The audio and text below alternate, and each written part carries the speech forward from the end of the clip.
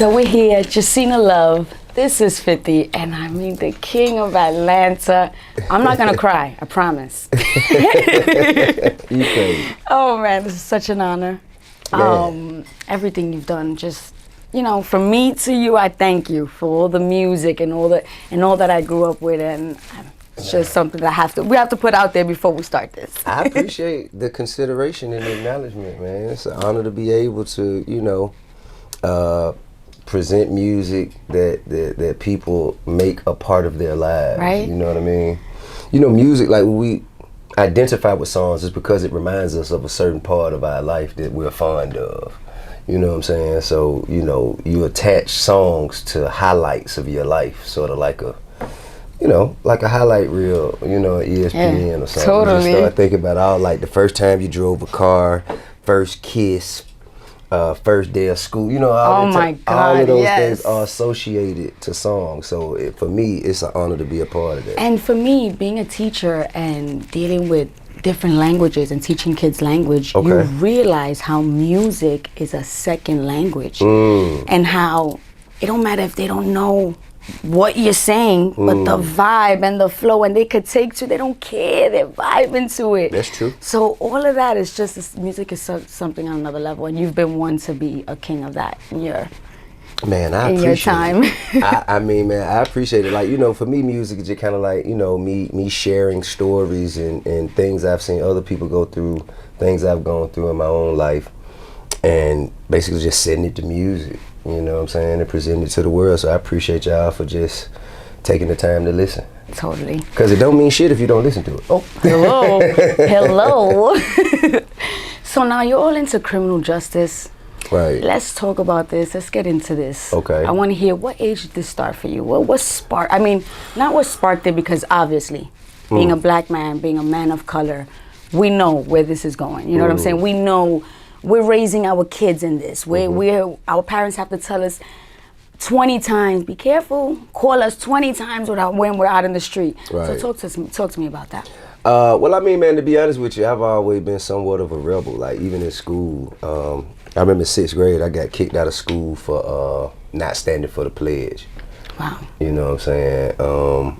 And they really sent me home. Like, of course, I was using it as a tool of disruption.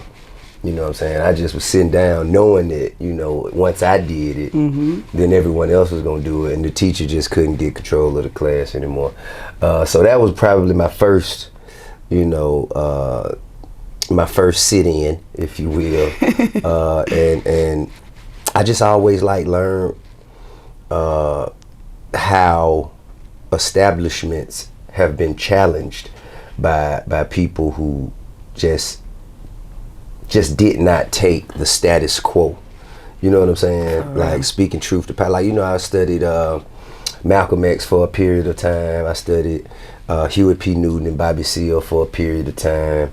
Of course, Martin Luther King. Being from Atlanta, you know what I'm saying, you kind of always heard stories and things about Ambassador Young, Andrew Young, Hosea Williams, just so many people that I've seen. Nelson Mandela, that would not take whatever society deemed appropriate for them. They would not. They had to resist, and that resistance became so strong once it's united and supported by people that look like them and people who agree with them.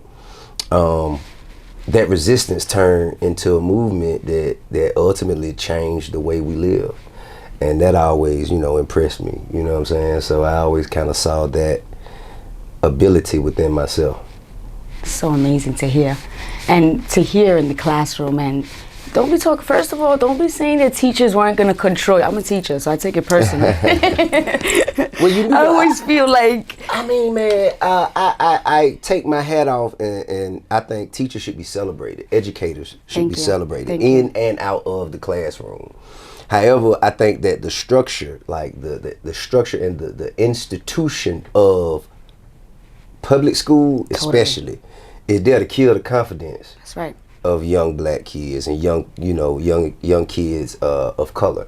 I feel like those that like me, all the teachers and principals felt was disruptors and, trying to cause attention for themselves. They really saying, now y'all want me you trying to train me to be a part of this system, and I don't want it. I don't want it for myself.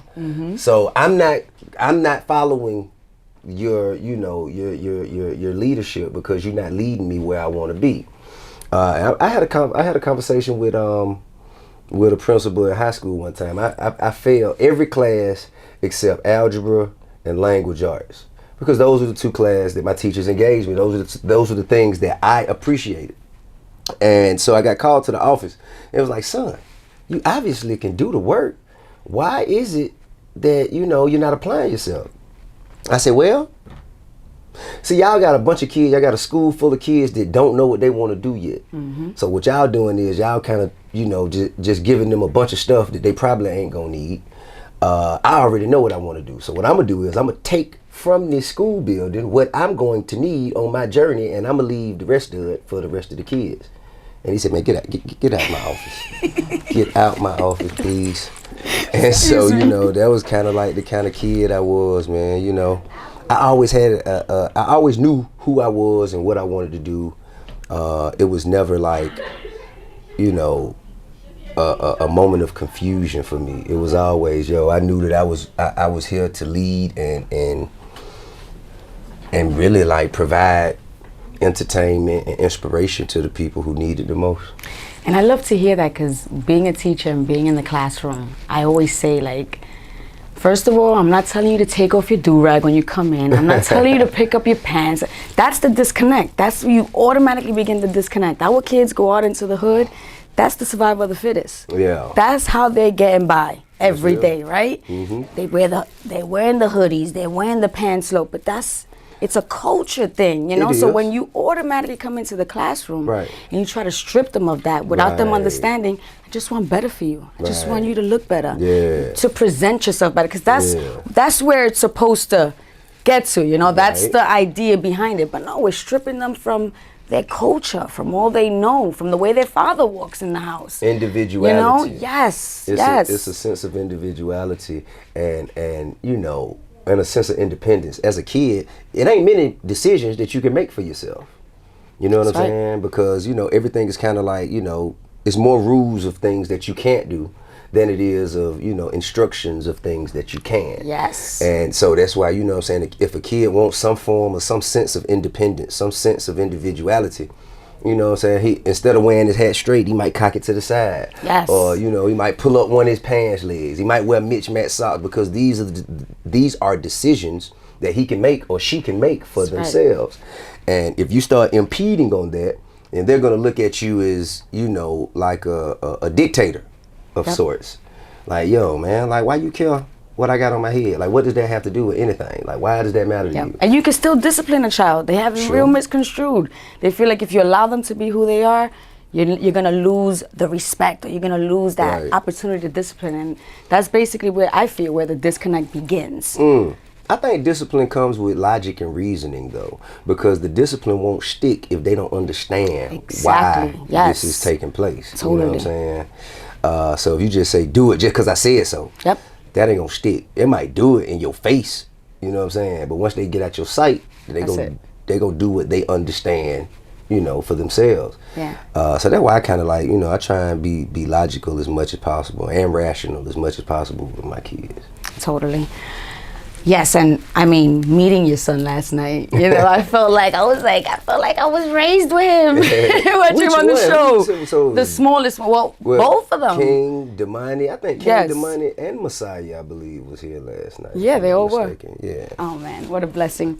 So now we got Us or Else, right? Fighting for the liberation of Black people and other people. Yeah.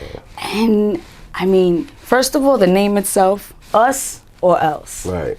We're here to be heard. That's right. Talk to us about that. Us or Else was a movement, man. It really started with a hashtag, you know what I'm saying, that I just start pushing the narrative. I think it was back before the 2016 elections. Yeah, because you dropped something. You dropped an album, right? That was called that in that year, 2016. Yep. So it grew from a hashtag to I did an EP. Yes, that's what it was. An EP full of socially conscious, Had so many on there. politically charged records, challenging the perspectives of I guess government and society at large, for real. And the EP was, it was so received so well that we just went on and did a re-release and turned it into an entire album. But it became more of a compilation because, other people came in and chimed in and contributed. Like Trans Lee, Meek Mills, Quavo. So many. Yeah, it's a lot. The list is a long one. Jets. We had a good time doing it. So and then I didn't want to just make it like something that was just an album, and then after that you move on and nothing else happens. So we just began to find different initiatives that we could support, and also finding cases that we could bring light to. Bring attention to, from like Centoya Brown was one of the first ones that we kind of like, it really touched us. Her story, being, a victim of human trafficking and having the strength and courage to fight back and free herself. Things we only see in movies. Yeah. Reality, when I read that story, I was like... It's crazy. Oh my goodness. For her to even be, put on trial, for someone who's underage and put in a position where they, they're forced to do things. For her to be tried and convicted and serving time, like that to me, man, that was preposterous. So, me and a host of others, brought light to it, and she was granted clemency. By the governor of Tennessee, and she doing good. She's still helping other young ladies who in a situation similar to the one she was in, or making it out of a situation that was similar to hers. Also, the Diamonds Ford. Yes, that was such a crazy story, and you posting that and brought so much light to it. Right. Making things happen for her. Not quick, because a day away from your child is that's right. A day too many. A day too many. Definitely, it took us 4 months longer than it should have. Yeah, for real. You know what I'm saying? But now she's out. She's out on bond, still fighting the case, but she's been reunited with her child. But stories like that I become aware of, or other people bring to my attention. Another one was the story of the poor conditions of the Mississippi prison system. Yes. That's something that a lot of people kind of, flooded my DMs with, and myself, David Banner, and others, and then Yo Gotti and Jay. They actually put together, they I think on behalf of Reform, if I'm not mistaken, they put together a lawsuit, to kind of try and bring forth some changes in the prison system, systemically though. But stories like that we that we have brought to our attention, that we feel that we could lend some support. Or shine some light on, bring some attention to, bring some awareness to. That's what we try and do. Amazing. And to be clear, Us or Else behind it is a bunch of interns who are in law school. So when I found that out, I was like, whoa, they're doing their job. They know the system. They know, they're young. They're totally into what's the now, and they're working it. Yeah, I'm blessed beyond measure, man, that so many people would choose to align their efforts with ours. You know what I mean? But I think that's what it takes, man. We have so many things that plague our communities right now, that keep us marginalized, and as many things as there are that affect us as a generation, as a community, sticking together will solve 99% of it. Oh my gosh, yeah. If we just stick together, we just find a way just to stick together, you know what I'm saying? I think we can overcome anything together. But as long as we continue to backbite, and I think that's going to that's gonna take us further away from the desired destination. Totally. Now let's get into the statement, defund the police. Right. Because I feel like there's a lot of ideas behind that, and they're not understanding what us. Because I mean, okay, as a teacher, there's workshops we have to go through. The child abuse. These are things we have to do yearly to make sure that we're on point with our kids when they come in yearly, on a yearly basis. Sure. So these are the kind of things, when we say defund the police, we mean let's take that money and use it for things that are gonna benefit out. So please talk to me. Explain it in your words. Well, I mean, I think the term defund the police, it makes people feel, when you listen to it, if you're just listening to the words and not understanding what the principle behind the phrase intends, but it makes people feel like, oh, you want crime to run rampant and you want no law, no order, you're not gonna be able to call the police when you have something going on. Of course I want to be able to call the police. Well, that's not, I don't think that's the purpose of the term at all. But as you just mentioned, there are billions, if not trillions of dollars dumped into law enforcement for all kinds of things that are unnecessary. And that amount of money gives a sort of absolute power and authority that goes unchecked. And when that happens, it affects the citizens. It affects the people that they were supposed to be working for. It's kind of like if you have, let's just say, not police, let's say a plumber. Okay, you have a plumber. The plumber comes and works at your house, and all of a sudden, you're paying this plumber $1 million a visit every time. In a minute, that plumber not gonna want to work at your house no more. Not gonna want to work. You done gave him too much money. You gave him too much money. He's not motivated. You don't have to check in and answer to you. Why? I got what I need. I don't need you. You fix your own damn pipes. You know what I'm saying?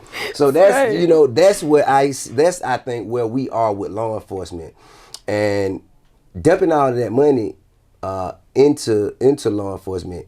It isn't working. It isn't working. You know, all the war on drug was a failure. Yep.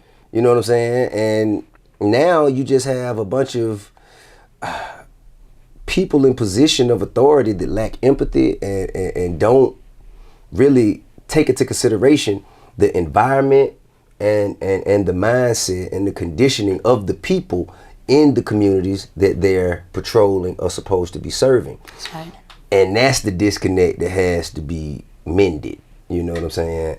And I think we would be better served investing money in things that prevent people from ending up running into the law, rather than investing more money in the law to keep them, like, they get them out there catching people.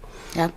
If you create opportunity, education, and exposure to new things that creates ambition for people to divert themselves away from the path that would lead them to prison and put themselves on a path to progression.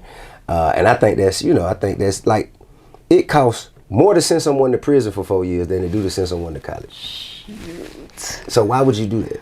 Seriously. Why would you do that? Why would we be paying correction officers to watch prisoners? Why would we pay them more than we would pay teachers? Oh, man. So you'll pay the person who has to watch the criminals. Yep. Just watch them. You're going to pay them more than the person who keep people from becoming criminals. And that, to me, is not logical. It's not rational. It don't make sense. It don't seem smart. And so I think that's what is the thought and intention behind the term defund the police. Amazing.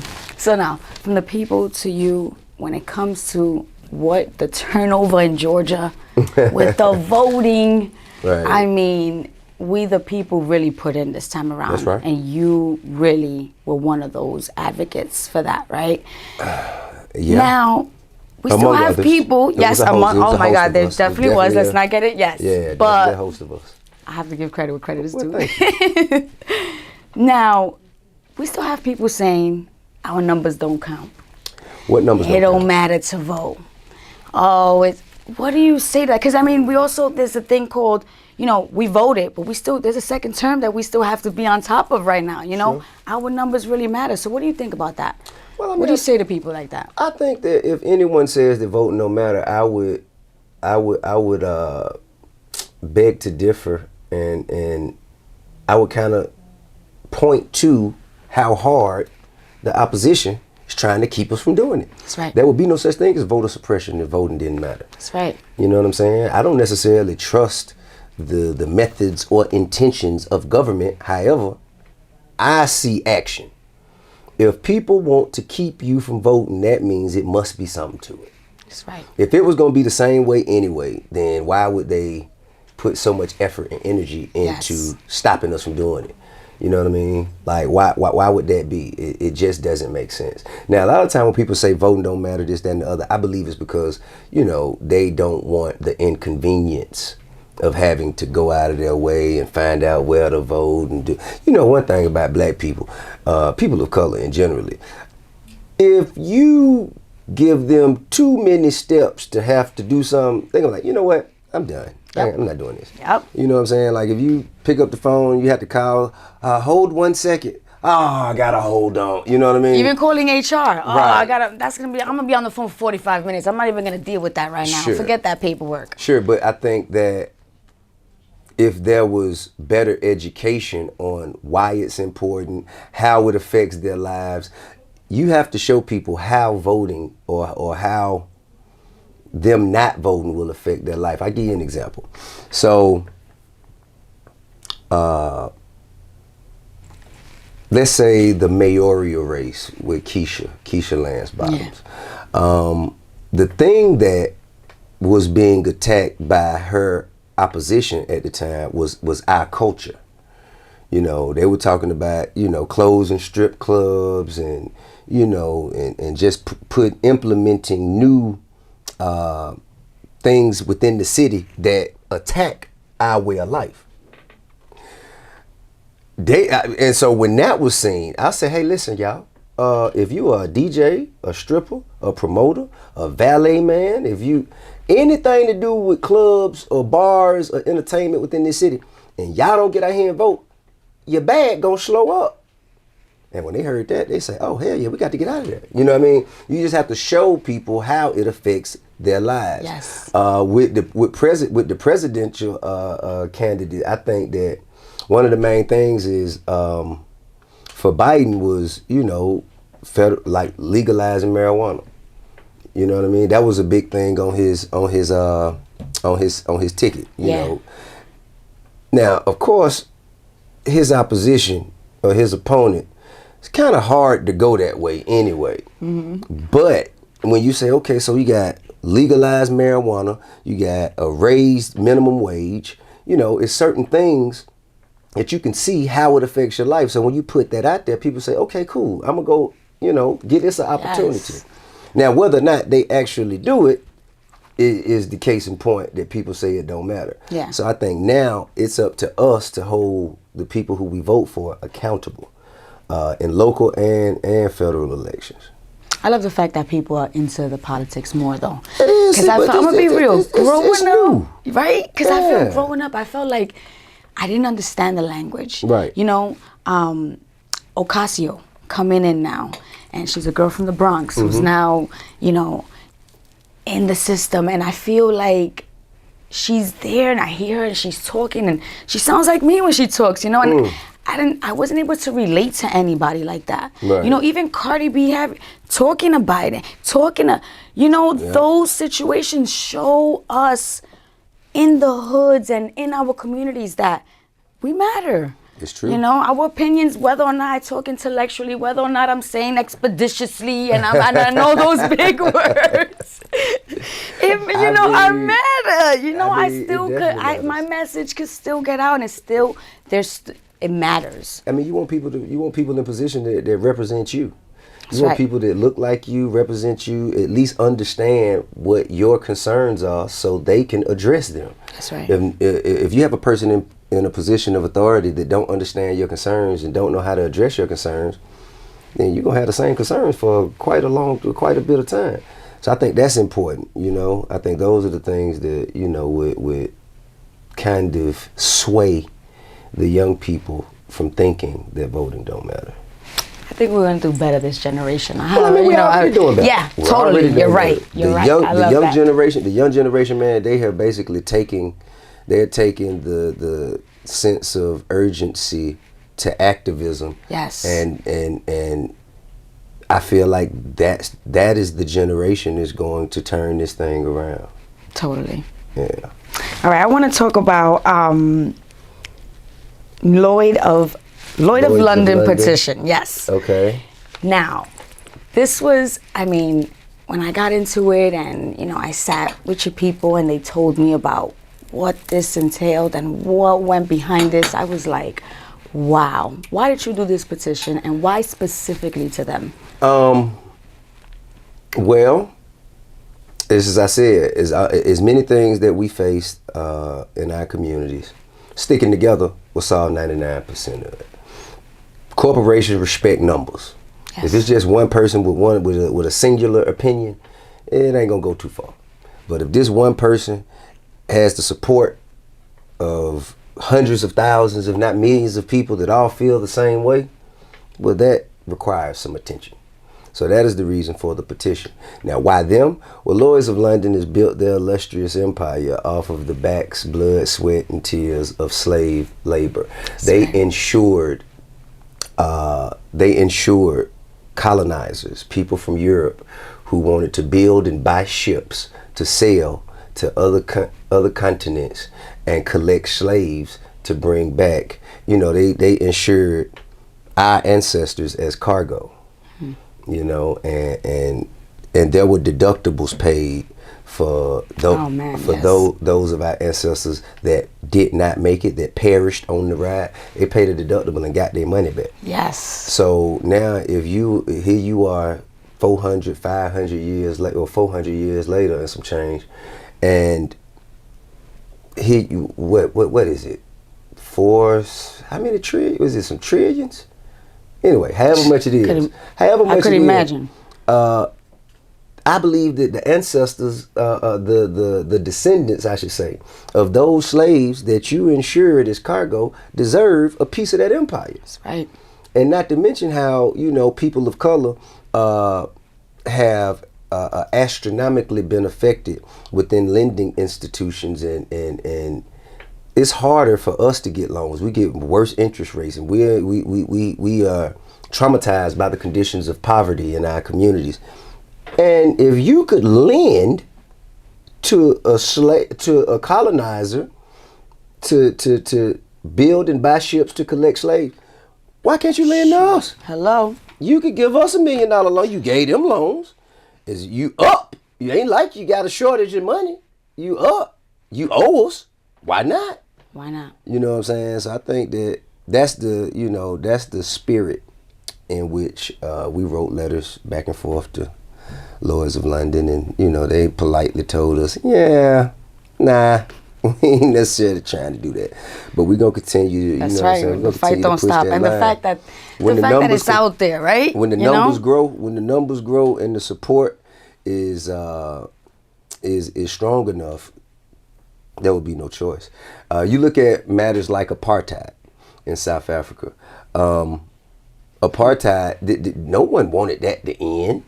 The people who were at the top oppressing people of color, they did not want to end that.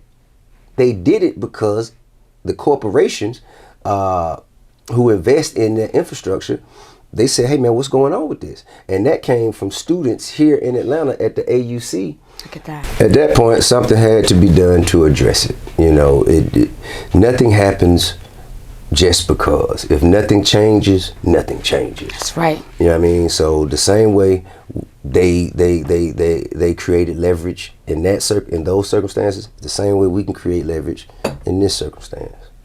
Amazing. Attacking them right where it hurts. I mean, you know, that's the idea. Smart way to do it. That's the idea. You know, the greatest journey begins with one step. Oh, that's right. And I mean, just the step to start, you know, Right. and what you guys did, and you said it again. I feel like Us or Else plugs in everywhere. You I know, mean, you we almost try. said it while you were saying, you know, and it's just truly remarkable, you know, to take Well, those thank you. actual actions and to know the information that goes behind this. Because Right. your team, like I said, we're back to Us or Else and the legal aids behind it. And, you know, this is all something that's studied. This is not something that we're just doing to do. Paralegals. You know? Yes, Studied paralegals. by paralegals and interns that, you know, inform me Yes. a lot of times. You know, I might find something that's just a headline and then shoot it to them, and they'll come back with a very comprehensive report of exactly what happened, why it happened, and how it affects our people. Which allows me to be, you know, better supplied and armed with the information that I need to get out there and do what I need Yeah, to do. you on truly behalf take of it the and you help people. us. You translate that for us. I try my best. You know? So now we spoke about empathy, and you guys have something going on with a whole day of empathy. I'm in love with this. I mean, it speaks for itself, right? Yeah. A day of empathy, a day for us to truly talk about what matters. Right. You know, when it Caring comes to the about the prison, when plights it of comes others. to, you know, our people, when Sure. it comes to, again, the issues, the systematic issues, the things that we're dealing as people of color. I mean, I think every day is a day of empathy. Yes. You know, but it's phenomenal that, you know, that we're going to collectively acknowledge it, you know, in unison. But every day, like, you know what I'm saying, how can you, now you're supposed to want for people what you want for yourself. Yes. You know what I'm saying? Like, it don't bother me if people have as much as I have, so I don't have a reason to look down on anyone. I want everybody to feel how can I say, the confidence that comes with a certain level of accomplishment, That's right. certain level of independence, to have a vision that you see coming to fruition just, you know, by your effort and energy and working hard. Like, that to me is a sense of fulfillment that I would love for everyone to have. You know what Jim Carrey said one time? He said, I wish I could make everyone rich so they could see how much money don't matter. For real, man. Yeah, I mean, so I just try to live by the old principle. That's crazy. We're talking about, you know, prison reform. We're talking about this because Jim Carrey used to write to Tupac in Word. jail. And I posted this yesterday. That's fine. That's crazy, right? That's Tupac fine. talked about how he was his favorite actor. He would write to him in That's jail. fine. And you just saying that piece right there, it connected with me that, wow, you know what I'm saying? Right on. I think that's the thing, though, man. We have to, like, I think having empathy for others translates in our life. Like, you can actually tell when you do things for others, it spins around and comes back to repay you in ways that you never thought, that you never imagined. Totally. You can't expect it or anticipate it, but you just know. You put enough good out there, then good's gonna come back.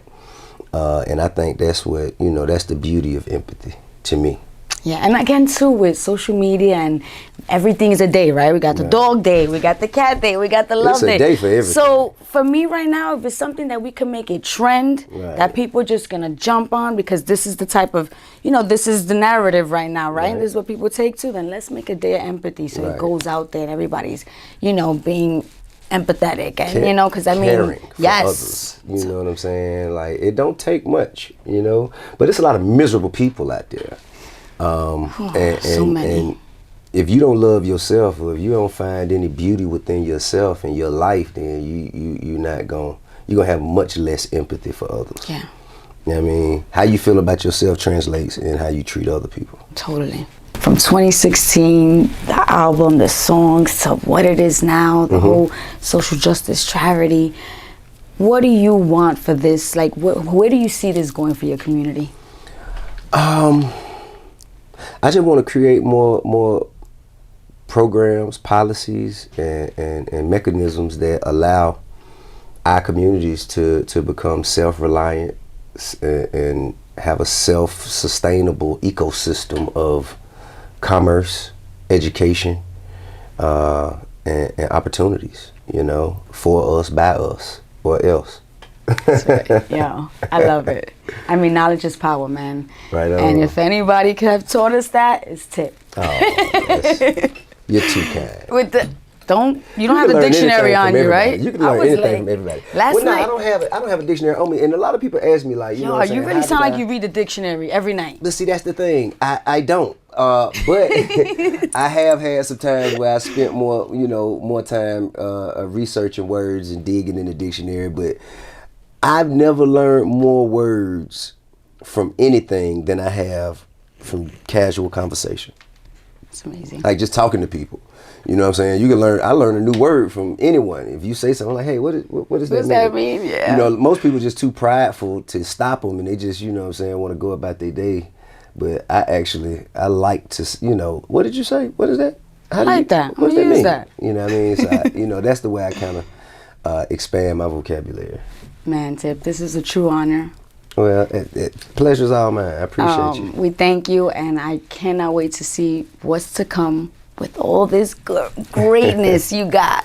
It's for the people and for our culture, because that's what this is really about, man. It is. It's God's work. I'm just an instrument. I'm just a vessel. I'm just, you know what I'm saying, the person who he chose to do the little things that I do. And if everybody does a little, no one has to do a lot. Well, much blessings to you. Right on. Thank you. You have it, yo. Jacina Love, Tip, this is 50. We out.